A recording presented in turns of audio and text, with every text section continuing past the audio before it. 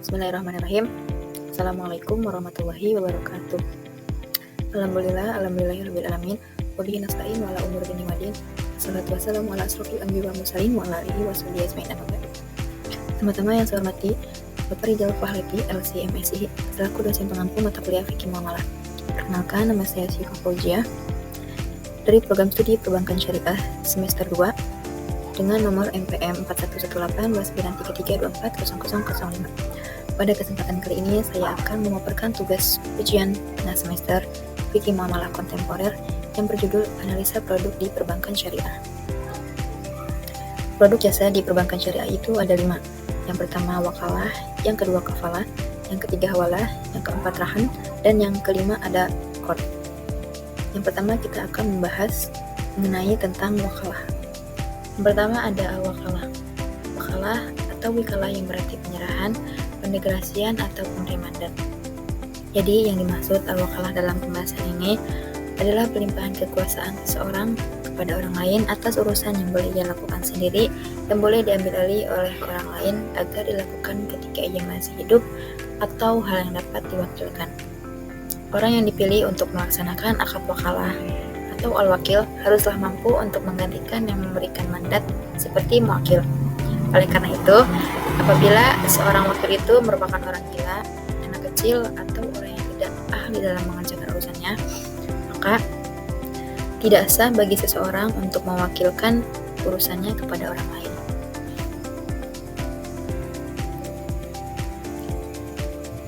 Selanjutnya, pihak-pihak yang terlibat dalam al-wakalah. Yang pertama ada muwakil, yakni sebagai pihak yang memberikan kuasa atau semisalnya nasabah atau pemilik dana. Yang kedua ada wakil, yakni sebagai pihak yang menerima kuasa dan menjalankan amanah seperti lembaga keuangan. Yang selanjutnya yaitu objek wakalah. Objek wakalah dalam akad wakalah adalah tugas atau pekerjaan yang diberikan oleh pemberi kuasa kepada wakil untuk dilakukan sesuai dengan keinginan dan persetujuan kedua belah pihak. Objek wakalah haruslah jelas, spesifik, dan tidak dapat diukur sehingga wakil dapat menjalankan tugasnya dengan baik dan sesuai dengan keinginan pemberi kuasa. Objek wakalah dapat berupa berbagai jenis pekerjaan seperti jual beli, investasi, pengolahan harta, dan sebagainya.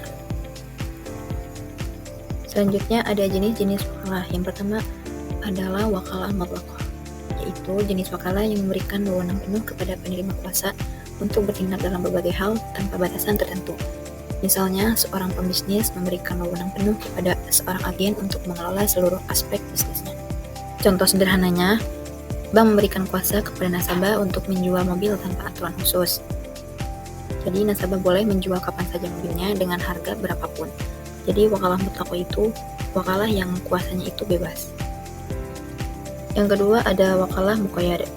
Pada wakalah muqayyad, wewenang yang diberikan kepada wakil dibatasi pada hal-hal tertentu saja. Contohnya adalah memberikan kuasa kepada seseorang untuk menjual properti dengan syarat harga tertentu dan dalam waktu tertentu. Contoh sederhananya yaitu investor memberikan kuasa ke bank tapi hanya boleh dipakai untuk bantu usaha kecil saja dan di bidang makanan halal. Jadi wakalah muqayyad itu adalah wakalah kuasa yang dibatasi. Yang ketiga ada wakalah bil ujroh, yaitu akad wakalah yang dimana penerima kuasa berhak menerima upah atau komisi atas jasa yang diberikannya. Misalnya, Bank Syariah memberikan layanan wakalah untuk mengelola investasi dengan imbalan biaya administrasi. Jadi yang artinya, saya mewakilkan tugasnya ke orang lain dan saya memberikan upahnya. Jadi wakalah bil ujroh ini adalah wakalah perwakilan dengan adanya imbalan. Selanjutnya ada syarat-syarat dalam objek wakalah. Yang pertama, objek wakalah harus sah dan tidak bertentangan dengan hukum dan syariah Islam. Yang kedua, objek wakalah harus jelas dan spesifik, sehingga wakil dapat menjalankan tugas dengan baik dan sesuai dengan keinginan pemberi kuasa. Ketiga, objek wakalah harus dapat diukur dan dapat dijadikan sebagai dasar untuk menentukan imbalan yang diterima oleh wakil. Yang keempat, objek wakalah harus dalam bentuk tugas atau pekerjaan yang dapat dilakukan oleh manusia, sehingga tidak melanggar prinsip-prinsip syariah Islam. Skema wakalah dalam perbankan syariah. Saya sebagai nasabah, yaitu muwakil, memiliki sejumlah dana atau aset, namun tidak memiliki waktu atau keahlian untuk mengelolanya secara langsung. Kemudian saya memberikan kuasa kepada bank, yaitu sebagai wakil melalui sebuah perjanjian yang disebut akad wakalah. Nah, di dalam akad wakalah ini ditetapkan dengan jelas mengenai objek yang dikuasakan. Misalnya pengelolaan dana investasi. Nah, setelah akad wakalah disepakati, bank yaitu sebagai wakil menerima kuasa dari saya untuk melaksanakan tindakan yang telah dijanjikan. Proses disinilah yang disebut pelaksanaan wakalah. Dan bank kemudian bertindak sesuai dengan mandat yang diberikan, misalnya menginvestasikan dana sesuai dengan prinsip syariah. Lalu, hasil dari tindakan yang dilakukan oleh bank tersebut menjadi objek yang dikelola atau yang dilakukan. Contohnya, jika bank diamanahkan untuk mengelola investasi, maka hasil investasinya atau keuntungannya, kerugian menjadi objeknya. Yang kedua ada al-kafalah. Al-kafalah merupakan perjanjian jaminan atau penjaminan yang dilakukan oleh satu pihak penanggung sebagai kafil kepada pihak ketiga untuk memenuhi kewajiban pihak kedua atau yang ditanggung. Dalam pengertian lain, kafalah juga berarti mengalihkan tanggung jawab seseorang yang dijamin dengan berpegang pada tanggung jawab orang lain sebagai penjamin. Selanjutnya, rukun dan syarat kafalah. Yang pertama ada pihak penjamin, yaitu sebagai kafil. Syaratnya yaitu balik atau dewasa dan berakal sehat. Yang kedua, berhak penuh untuk melakukan tindakan hukum dalam urusan hartanya dan rela atau ridho dengan tanggungan kafalah tersebut. Yang kedua, pihak orang yang berutang, yaitu sebagai asin atau maf'ul anhu.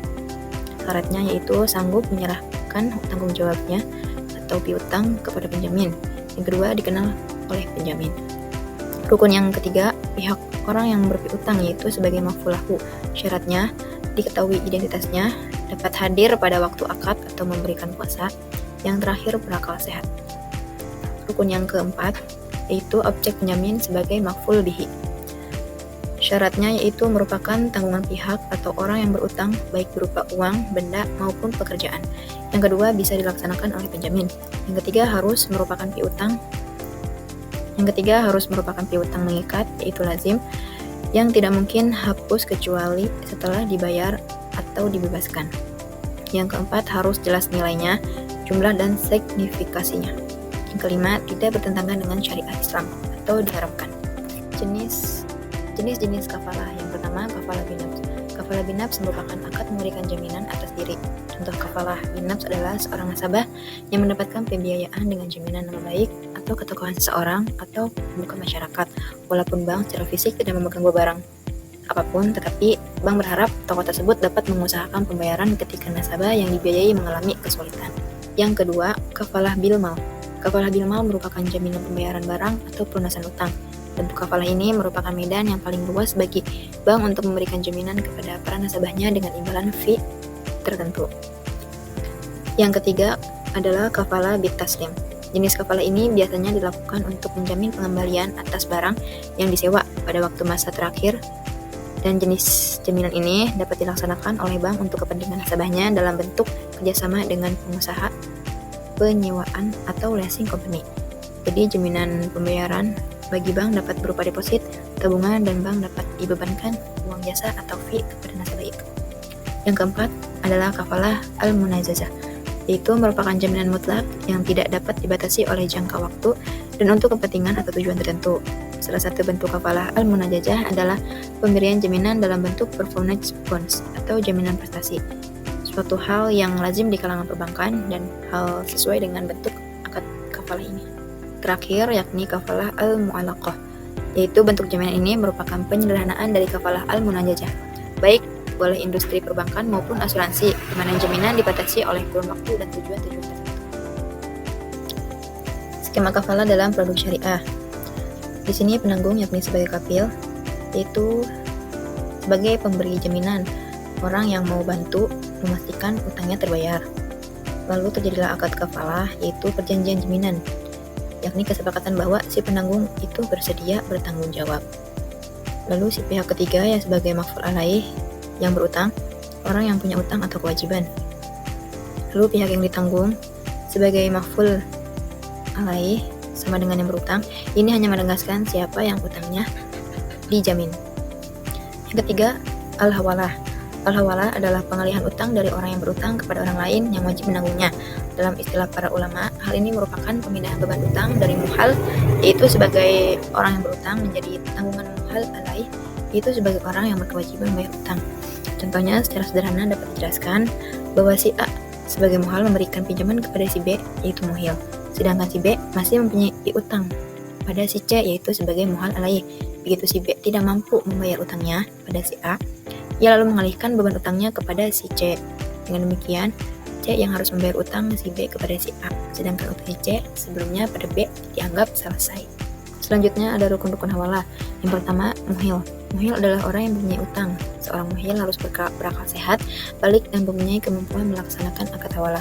Selain itu, muhil atau pemilik utang harus menjalankan akad ini atas keinginan pribadi tanpa paksaan dari pihak manapun. Yang kedua, muhal, yaitu orang yang memberikan utang atau pihak piutang.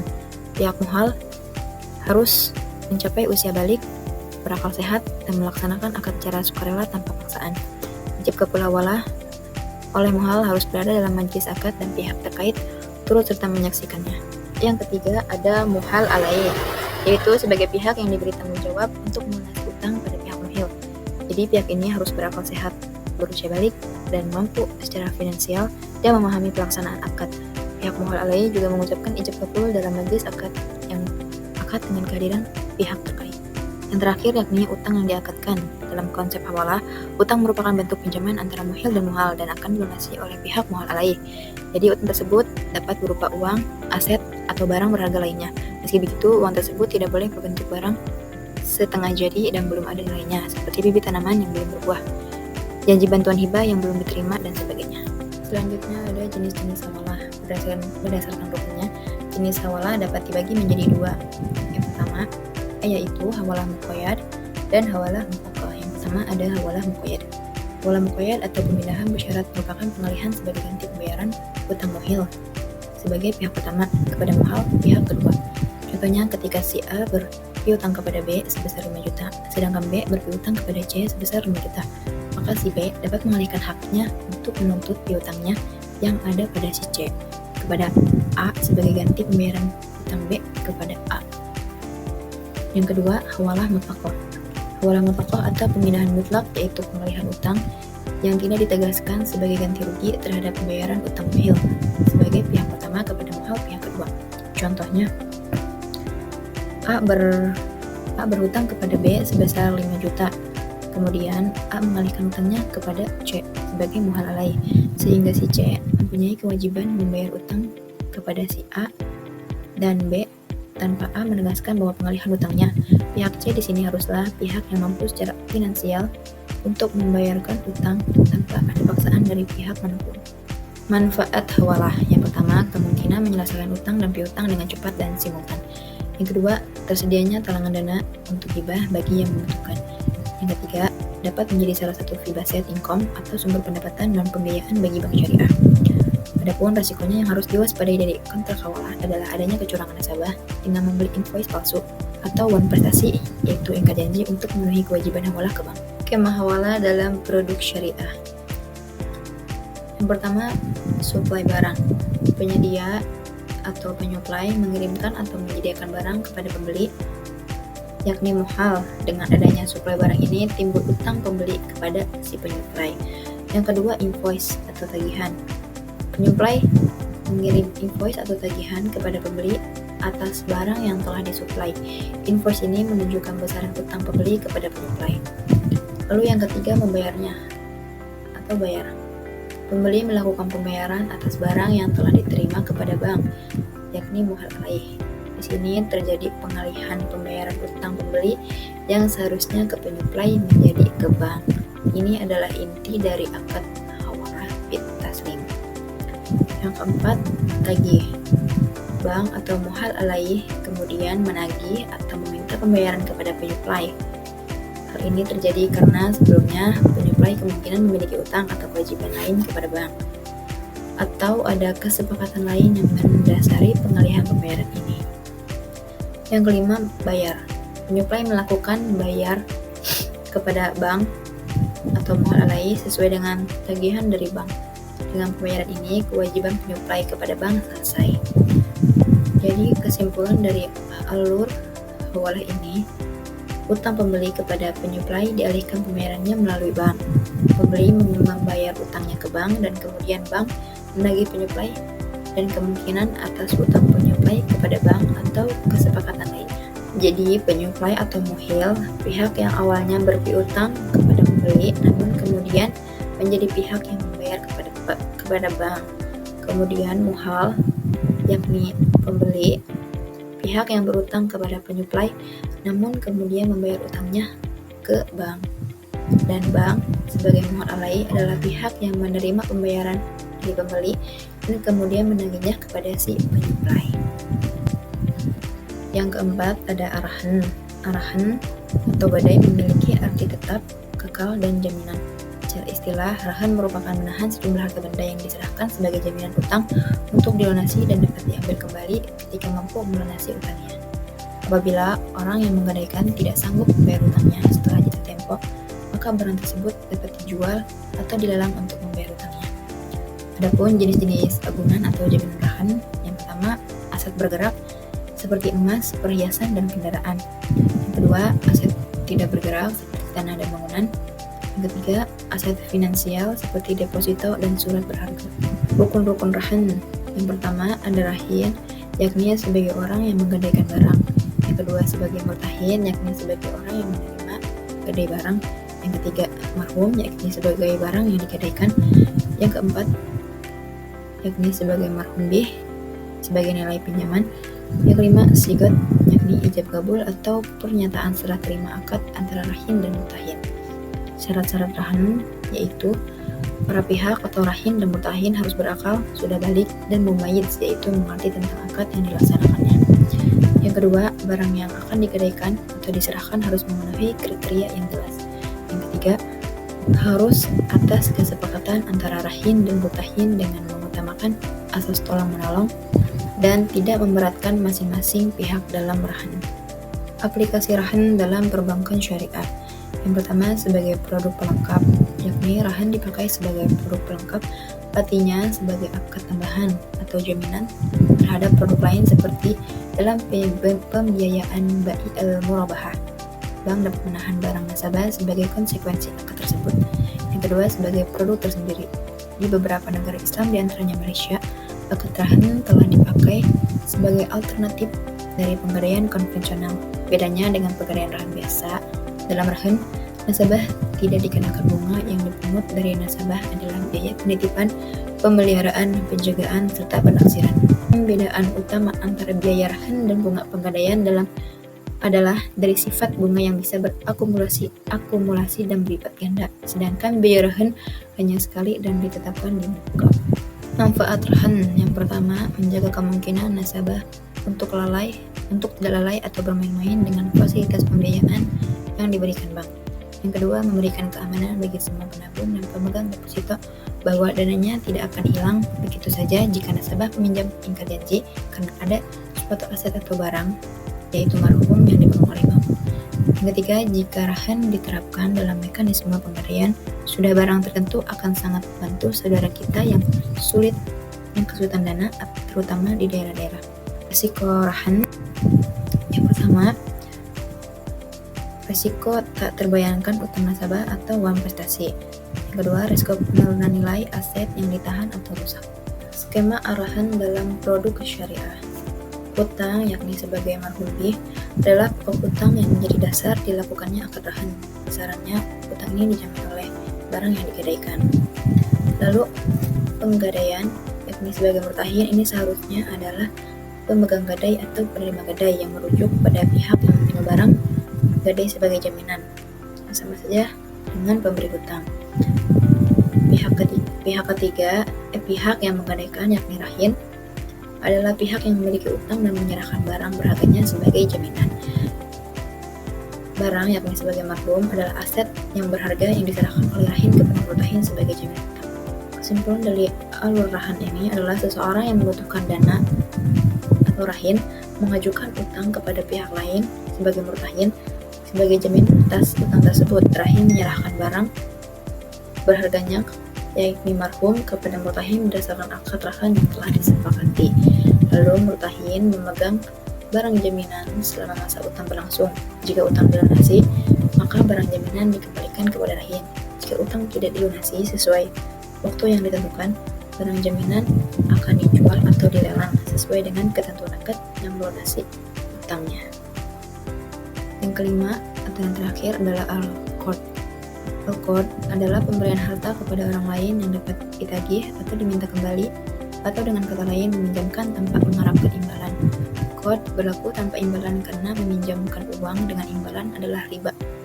Riba qard tidak boleh dilakukan karena akad qard dalam Islam bertujuan untuk tolong-menolong atau sukarela dan bukan untuk mengambil keuntungan.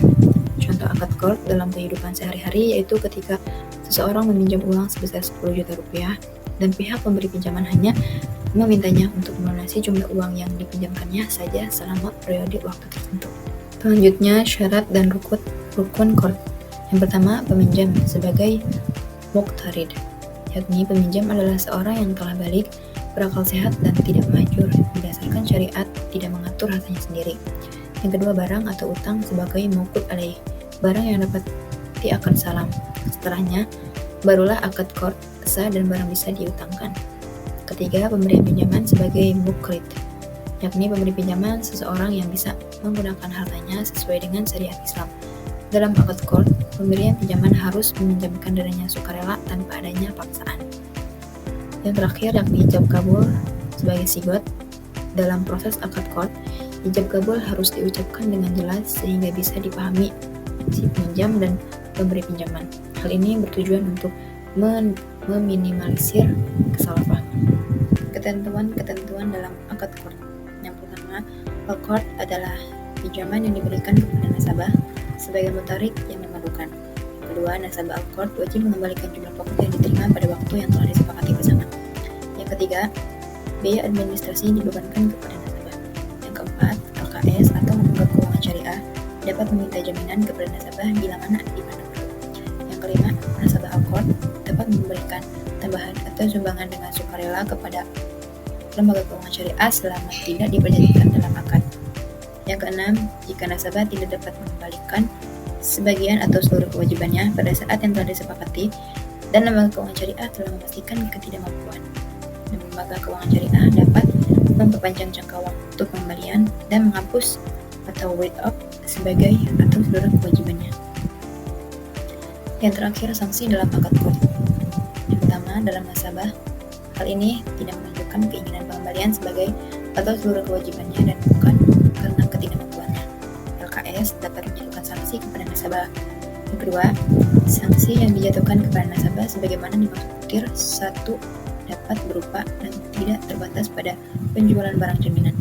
Yang ketiga, jika barang jaminan tidak mencukupi, nasabah tetap harus memenuhi kewajibannya secara penuh. Sumber dana al-qard yaitu dari bagian modal lembaga keuangan syariah, yang kedua dari keuntungan lembaga keuangan syariah yang disisihkan, dan yang ketiga dari lembaga lain atau individu yang mempercayakan penyaluran infaknya kepada lembaga keuangan syariah. Skema qard dalam produk syariah. Yang pertama, akad qard. Di sini terjadi kesepakatan akad qard antara pihak pemberi pinjaman yakni muqrid dan pihak peminjam yakni sebagai muqtarid. Jadi di dalam akad ini dijelaskan jumlah peminjamannya, jangka waktu pengembaliannya, tata cara pengembaliannya, dan tidak ada tambahan atau bunga denda dan syarat-syarat ketentuan lain-lainnya. Lalu yang kedua, pemberi hutang yakni sebagai muqrid, pihak yang memberikan pinjaman dana kepada pihak yang membutuhkan. Dalam konteks produk syariah, ini bisa jadi bank syariah atau lembaga keuangan syariah lainnya yang memberikan pinjaman kebajikan. Lalu yang ketiga, pengembalian, pihak penjamin atau muqtarid mengembalikan pokok pinjaman kepada pihak pemberi pinjaman yakni muqrid sesuai dengan jangka waktu dan tata cara yang telah disepakati dalam akad qard. Jadi kesimpulan akad qard ini, seseorang yang membutuhkan dana yakni muqtarid mengajukan pinjaman tanpa bunga kepada pihak lain yakni muqtarid dan keduanya menyepakati akad qard yang berisi jumlah pinjaman, jangka waktu, dan cara pengembaliannya. Pihak pemberi pinjaman kemudian memberikan dana pinjaman kepada peminjam. Setelah jangka waktu tertentu, pihak peminjam melakukan pengembalian pokok pinjaman kepada pihak pemberi pinjaman sesuai dengan akad yang disepakati.